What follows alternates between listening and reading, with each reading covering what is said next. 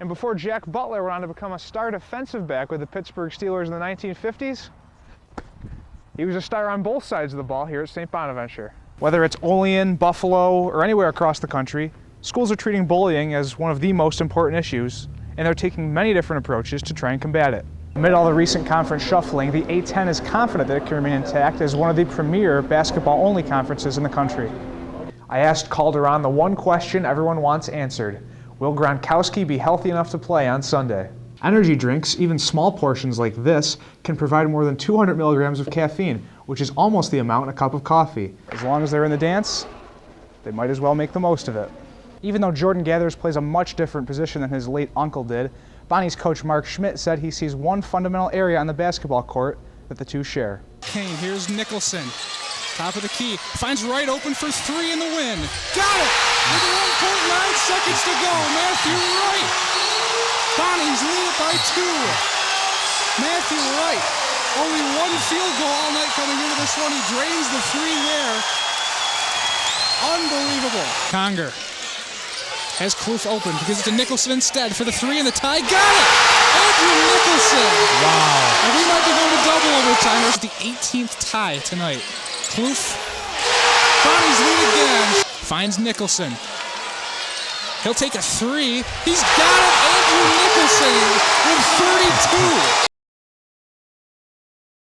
32! St. Bonaventure freshman guard Jordan Gathers is trying to make a name for himself in his first year in brown and white.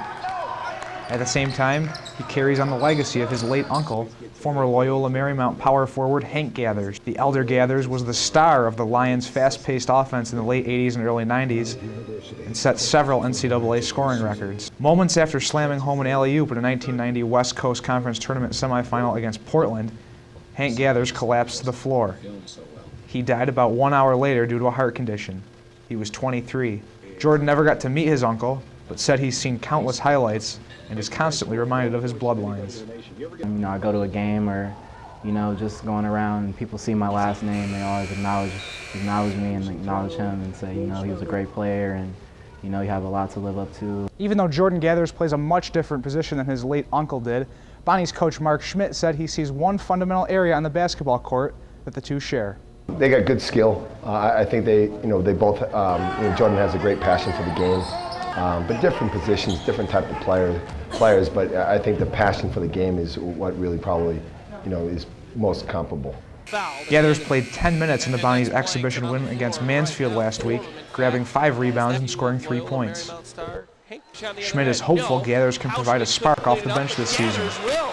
He just has to, get used to, just like all freshmen, get used to the speed of the game, the intensity, playing hard all the time and playing through mistakes. Gathers won't be able to wear his uncle's number 44 anytime soon. Andrew has the number, I can't be mad. But he still plans to honor his uncle through his play. He loved the game so much that, he died for it. So it just gives me motivation and makes me work hard each and every day. For SBU-TV, I'm Tyler Diedrich. In the midst of a flurry of conference realignment in the NCAA, the general feeling of Atlantic 10 Media Day is that no major changes are imminent in the A10. St. Bonaventure men's basketball coach Mark Schmidt said everything depends on what happens with football conferences. They got to settle that first, and that's, I would assume, being a year or 2 years down the road, and hopefully the league will stay together, and we can be as good a conference as we've been in the last 35 years. ESPN senior college basketball writer Andy Katz said the Big East is the key piece to the A10 puzzle. The conference will have just 6 teams left in its football league, once Syracuse and Pittsburgh leave for the ACC at a date yet to be determined. If the Big East splinters off and their football schools sort of separate and it's only basketball, then the A10 will have competition on the East Coast. So I think we have to wait and see, like everyone else. We just don't know what the landscape's going to look like within 5 years. Temple is the only A10 school with a major Division I football team. It has also been rumored as a candidate to join the Big East, either as a full member or as a football-only member. All it's going to take is one school making a decision to go from one league to another, and all of a sudden these dominoes are going to fall, and then where it all ends and what shape all of these conferences take is going to be really, really interesting. Amid all the recent conference shuffling, the A10 is confident that it can remain intact as one of the premier basketball-only conferences in the country. We've been certainly doing our due diligence of analyzing, all the possible scenarios that could play out. With us being a basketball conference, we always want to make sure that if there is a trickle-down effect, that we'll be ready for it. You just try to control what you can, with this thing, and I think the one guarantee is it's far from over. It could touch us, but it's still probably a ways away. Katz said if the A-10 can hold on to its elite teams like Xavier, Temple, and Dayton, it can maintain its strong national reputation. If they can keep their core together, their teams that have consistently been at the top, that have been NCAA type tournament teams, then I think it will survive and thrive. Reporting from Brooklyn for SBU-TV, I'm Tyler Diedrich. Jack Butler never played organized football until he came to St. Bonaventure in the late 1940s. Today, he's the school's first Pro Football Hall of Famer. Jack Butler. The NFL announced the 2012 Hall of Fame class on the eve of the Super Bowl in Indianapolis. Butler was named one of 6 former players to be inducted this summer in Canton, Ohio. Butler shared his excitement shortly after the announcement. You dream of, when I was a kid, I dreamed about being a big, strong, good football player. But I never, ever really, down deep, believed what I was dreaming. Butler signed with the Pittsburgh Steelers as an undrafted free agent out of Bonaventure in 1951. He played for his hometown Steelers for 9 seasons and made 4 Pro Bowls in the NFL's All-Decade team in the 1950s. His 52 interceptions rank 26th all-time. St. Bonaventure President Sister Margaret Carney said Butler is a model representative of the university. For him, athletics was a passion, but it wasn't about celebrity and it wasn't about wealth. It was about being a good person, doing a good job, and loving your family. And he always credited St. Bonaventure with giving him that chance. Butler was inducted to St. Bonaventure's Athletics Hall of Fame in 1970, and he received an honorary degree in 2009. But Sister Margaret said his greatest achievements may have come off the field.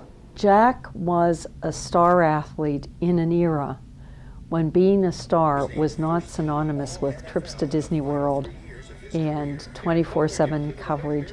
He was a family man. He raised 8 children, 15 grandchildren. He did his job like other people do a job, hard-working fellow, not looking for glory. Butler reiterated those family values while sharing his excitement after the announcement. Matt, like I say, I never thought about it. I never thought I'd be here. But the fact that I'm here, I love it. And it means an awful lot to me, and it means a hell of a lot. Pardon me, it means a heck of a lot to all my family. For SBU-TV, I'm Tyler Diedrich. It's a rematch of one of the greatest games in NFL history when the Patriots and Giants meet in Super Bowl 46 Sunday in Indianapolis. Rather than focusing on Tom Brady or Eli Manning, most of the attention has been on a Western New York native. New England tight end Rob Gronkowski. Certainly a lot of talk about Rob Gronkowski. Gronkowski the Gronk. Rob Gronkowski set an NFL single-season tight end record with 17 touchdowns in the regular season, but his status for the Super Bowl is questionable due to a high ankle sprain. Before he became a star for the Patriots, Gronkowski grew up in suburban Buffalo and played football, baseball, and basketball at Williamsville North High School. Alex Calderon was Gronkowski's teammate in all 3 sports before Gronkowski transferred to a school near Pittsburgh before his senior year. Calderon called Gronkowski a monster of an athlete. People were always scared to face him and scared to tackle him and scared to pitch to him or hit off him, and it's really never changed, I guess. He's just kind of had that scary athletic mentality ever since we were young kids. Calderon says Gronkowski is still the same person despite his fame and fortune, and the 2 remain close friends. He's just a big goofball, and he has been.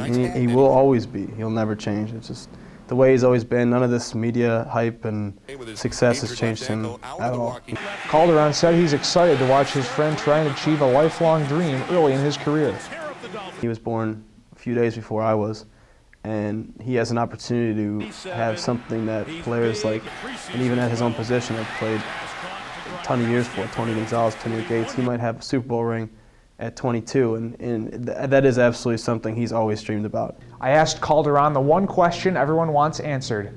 Will Gronkowski be healthy enough to play on Sunday? Absolutely. No doubt in my mind he will 100% suit up and get on that field. Nothing will stop him from playing in Super Bowl 46. For SBU-TV, I'm Tyler Diedrich. Jamie Rodemeyer was tormented by bullying and homophobic remarks from the time he was in elementary school to his September 18th suicide. Pop star Lady Gaga has used Jamie's story to send a strong message against bullying. Bullying and the message is being heard. At Olean Middle School, there are several anti-bullying programs in place. Principal Gerald Tritley said the school encourages anti-bullying through announcements, safe internet programs, its teachers and guidance staff, plus posters and videos. It's a constant education and trying to let them know that we want to be bully-free. Our biggest emphasis this year is we actually have a little committee that's working towards implementing a lot of different strategies. Whether it's Olean, Buffalo, or anywhere across the country, schools are treating bullying as one of the most important issues, and they're taking many different approaches to try and combat it. I would say that we don't have a big bullying problem here, but it does exist. Any school would be in denial if they felt that there wasn't bullying taking place in the school. The school has programs that both allow students to anonymously voice their concerns and be rewarded for displaying positive behavior. Tritley said there's always room for improvement. A lot of times the kids will have issues outside of school that are, whether they're Facebook related or something happens over the weekend, and then it trickles into the school, and that can lead to a lot of bullying. Tritley said parent involvement is also critical to preventing bullying. The biggest thing is they need to partner with us. We're in this together. You always want to be an advocate for your son or daughter, but once we talk to them and we work together, usually we find a common solution. Tritley said improvements still need to be made, but schools like Olean are taking the right steps. There is a problem out there throughout the United States. I think we're all on the same page that we have to get better.